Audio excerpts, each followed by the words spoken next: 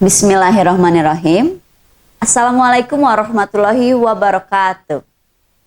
Salam sejahtera. Sampurasun. Baraya kabar priangan semuanya. Kembali lagi bersama saya Rika Rostika Johara. Nah, kali ini saya akan membahas tentang fenomena unik yang terjadi dalam pemilihan kepala daerah serentak di Indonesia tahun 2024. Di mana di beberapa daerah hanya ada satu pasangan calon yang ikut dalam pemilihan tersebut. Salah satunya seperti yang terjadi di Kabupaten Ciamis. Nah, di daerah tersebut pemilihan bupati hanya diikuti oleh satu pasang calon, yaitu Herdiat Sunaria dengan Yana Deputra, yang merupakan pasangan incumbent dan diusung oleh seluruh partai politik di daerah tersebut. Dalam pilkada tahun 2024 ini, pasangan tersebut memperoleh nomor coblos 02. Sehingga untuk menyeimbangi pemilihan tersebut, KPU mengeluarkan lawannya itu kotak kosong yang berada di nomor 01.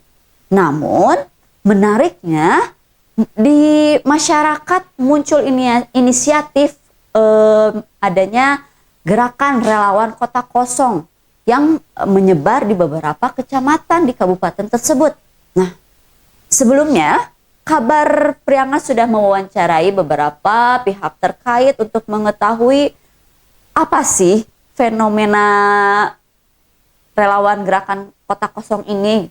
Apa sih dibalik dari gerakan ini semua gitu kan. Seperti yang sudah diulas pada edisi sebelumnya, di mana sudah dimuat di dalam Harian Umum Kabar Priangan pada 9 Oktober 2004 lalu, kemudian di tanggal 10 juga ada, tanggal 11 ada, dan kami juga dari Kabar Priangan sudah mewawancarai dari pihak KPU terkait hal tersebut. Nah, wawancara ini dilakukan pada hari Rabu 9 Oktober 2024. Kabar Priangan langsung menghubungi Ketua KPU Kabupaten Ciamis, yaitu Bapak Oong Ramdhani.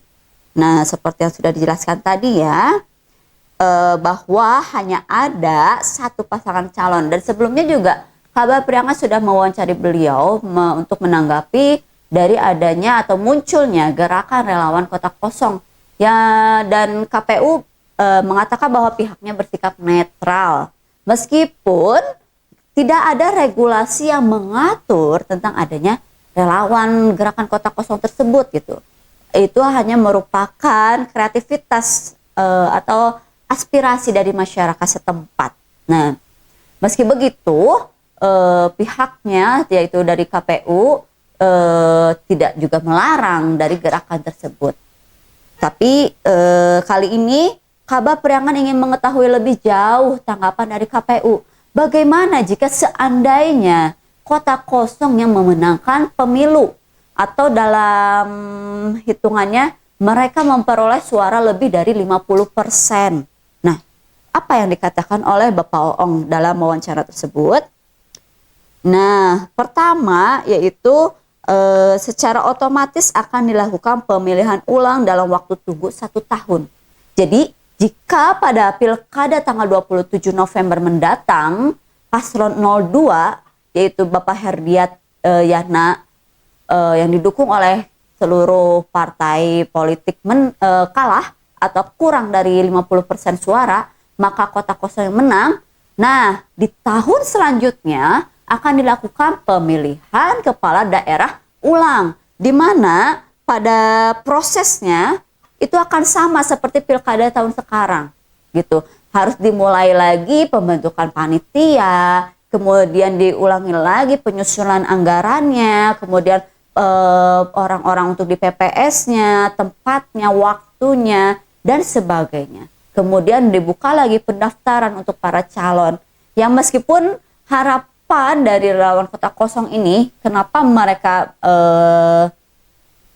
bergerak gitu secara optimis untuk memenangkan pilkada ini adalah untuk mewujudkan demokrasi yang lebih sehat, di mana dalam demokrasi tersebut bisa memberikan beragam pilihan gitu kan. Kalau sekarang kan hanya ada satu pilihan, seperti seolah-olah masyarakat tidak punya opsi gitu. Dan ini sangat bertentangan dengan asas dari demokrasi itu sendiri gitu.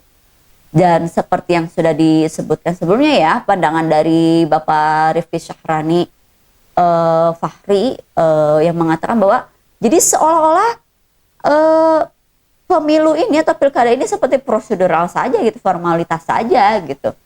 Kalau seperti ini seolah-olah ya. Nah, maka dari itu relawan bergerak agar di tahun selanjutnya, pada pemilihan selanjutnya, elit politik yang ada di partai-partai sana itu, mereka mengeluarkan kader-kadernya yang bisa memimpin kabupaten gitu untuk 5 tahun ke depan. Itu harapannya, harapan dari diadakannya pemilihan ulang gitu. Tapi di sisi lain, Bapak Oong dari KPU ini, dia berpikir agak pragmatis ya. Dia berpikir ini kan nanti akan mengeluarkan anggaran lagi, nanti akan mengeluarkan tenaga lagi, waktu lagi, dan anggaran ini kan lebih baik dipakai untuk hal yang lainnya gitu, bisa untuk kesehatan dan sebagainya gitu. Anggaran ini yang berasal dari pemerintah daerah gitu. Itu kalau dari Bapak Oong ya. Ini diterbitkan Harian Umum Kabar Priangan pada Jumat 11 Oktober 2024. Ini Bapak Oong bilang seperti itu ya gitu. Tapi di sisi lain, justru dengan adanya pemilihan ulang kan ada pihak-pihak yang diuntungkan dong, iya kan? Seperti PPS, orang-orangnya, pegawai-pegawai, pekerja-pekerjanya, mereka mendapatkan penghasilan tambahan, ya kan? Mau nggak mau itu pasti terjadi. Kemudian dari tim suksesnya adanya pekerjaan tambahan, otomatis ada penghasilan tambahan, meskipun di sisi lain tentu saja ada paslon yang harus mengeluarkan uang lebih untuk dana kampanyenya gitu kan. Ya seperti dua mata uang lah, selalu ada sisi yang saling berseberangan. Nah, menariknya di edisi Harian Umum Kabar Priangan hari ini Senin 14 Oktober 2024, di sini ada tanggapan dari akademisi yang berasal dari Universitas Serang Raya, yaitu dari Ibu Endang Trisanti. Beliau adalah dosen dari ilmu komunikasi politik dari Visipkom Serang Raya, Unsera. Nah, di sini menarik ya, meskipun Ibu Santi, panggilan dari Ibu Endang Trisanti, mengatakan bahwa hal seperti ini tuh tidak hanya terjadi di Ciamis, tapi terjadi di beberapa daerah. Nah, beliau ini menjelaskan bahwa idealnya dalam konteks negara demokrasi seperti di Indonesia ini, fenomena kota kosong dapat dianggap sebagai ciri kemunduran demokrasi dan adanya ketidakseimbangan politik. Seperti yang sudah diulas sebelumnya ya. Ya bagaimana tidak, demokrasi itu kan kita harus wadah untuk memilih, untuk memberikan kepercayaan rakyat kepada siapa gitu untuk memimpin negara dalam 5 tahun ke depan. Sementara hanya dengan satu orang paslon, kita tidak punya pilihan gitu kan. Dan wajar saja jika akademis ini menganggap itu suatu kemunduran. Dan bagaimana tidak, yang tadinya kita dari zaman Orba hanya 3 partai, ya seperti yang sudah kita ketahui semuanya. Kemudian direformasi jadi beragam partai, bahkan semua orang bisa membuat partai. Tiba-tiba di tahun 2024, semua partai politik berkumpul menjadi partai koalisi gemuk dan hanya diwakili oleh satu pasang paslon. Ya jelaslah itu sebuah kemunduran. Ya, kemudian kita kembali lagi pada bahasan dari Ibu Santi ini. Nah, perempuan asal Lampung tersebut menyampaikan beberapa faktor yang menyebabkan maraknya gerakan kota kosong. Di antaranya karena terjadi koalisi gemuk. Seperti yang sudah dijelaskan tadi ya. Ini berlanjut ke halaman 7. Di halaman 7 kita lihat Ibu Santi memberi tanggapan apa lagi. Saya lipat dulu perannya. Oke, nah kota kosong dipengaruhi oleh adanya tren koalisi gemuk yang kemudian dianggap meniadakan kompetisi karena hampir semua partai berkoalisi dengan partai yang berkuasa. Oke. Jadi kayak sudah bisa ditebak gitu ya. Kemudian Ibu Santi yang juga merupakan sekretaris dari jurusan Visipkom ini juga mengatakan bahwa positifnya, tapi ada hal positifnya juga sih gitu ya. Calon yang diusung memang mungkin dianggap calon yang terbaik. Mungkin, tapi ya kita kan nggak tahu. Namun bahayanya, masih ada bahayanya. Jika terjadi iming-iming terhadap partai yang berkoalisi, ini yang kemudian akan menidurkan demokrasi. Jadi tetap mengancam. Koalisi gemuk yang kemudian bersatu dengan partai yang saat ini berkuasa itu juga merupakan satu ancaman terhadap sistem pemerintahan kita yang demokrasi ini. Oke, lanjut. Munculnya kotak kosong dalam pilkada memiliki implikasi yang luas bagi sistem demokrasi di Indonesia. Oke, ibu dosen tersebut mengatakan bahwa bisa berimplikasi pada lemahnya kontrol publik. Ya jelas ya, karena dikuasai oleh satu penguasa, sehingga kontrol publik menjadi melemah. Atau dalam artian oposisi di sini jadi nggak ada gitu loh. Nah, dan berpotensi pada penyalahgunaan kekuasaan oleh pemerintah daerah. Oke, ini bukan berarti menuduh ya, bukan berarti kita suudzon pada pemerintah ya, tapi memiliki potensi gitu loh. Jadi ini membuat potensi pada penyalahgunaan politik ini menjadi semakin besar gitu kan. Ada oposisi aja potensi masih ada, ini nggak ada oposisinya, lah makin besar kan potensinya. Logikanya seperti itu ya. Nah, oleh karenanya yang perlu kita cermati adalah bagaimana supaya partai politik mau menyiapkan kader terbaiknya. Ini kembali lagi kepada partai politiknya yang harus memberi pendidikan, pengkaderan kepada anggota-anggotanya. Ini yang sangat penting. Sebagaimana fungsi dari partai politik itu sendiri gitu kan. Kita lanjut ya. Karena sudah semestinya bahwa demokrasi kompetisinya harus setara di mata masyarakat. Dapat menilai ide dan program dari beberapa calon, bukan hanya satu. Sehingga memunculkan kontrol yang ideal. Oke.